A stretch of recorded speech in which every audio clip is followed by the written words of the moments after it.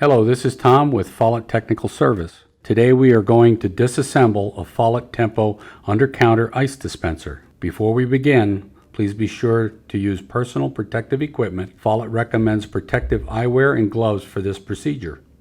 Please remove power from the unit when appropriate.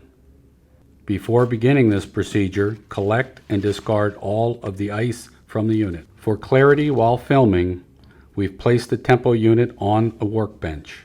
Servicing this unit would normally be done with the unit on the floor.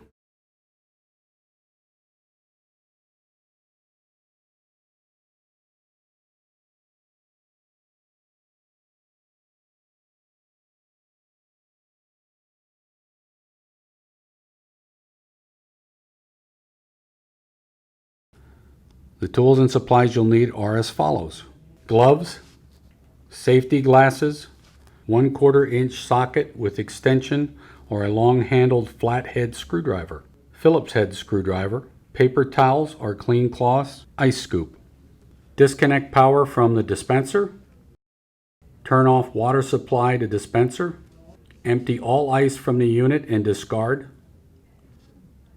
Tilt the unit and remove the 6 screws from the bottom of the chassis. Remove the 2 screws holding the kick plate and remove the kick plate.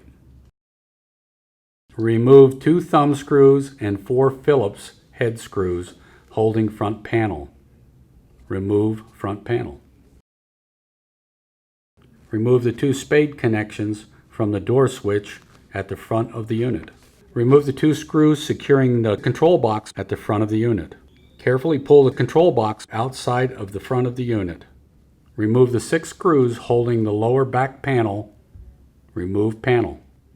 Remove the 8 screws holding the upper back panel. Remove panel. Using a 1/4 inch socket with an extension or a long-handled flathead screwdriver, remove the 2 screws located inside the back of the unit. Disconnect the vent tube.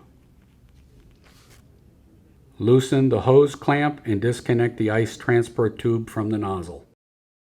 Disconnect the filter line. Disconnect the 2 electrical connections.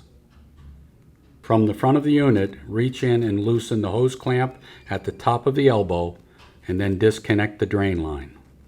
Place the control box back inside the unit. Pull out on both sides of the unit to free the side panels from the evaporator assembly. Carefully slide out the evaporator assembly until the gear motor is accessible. Be careful of electrical connections.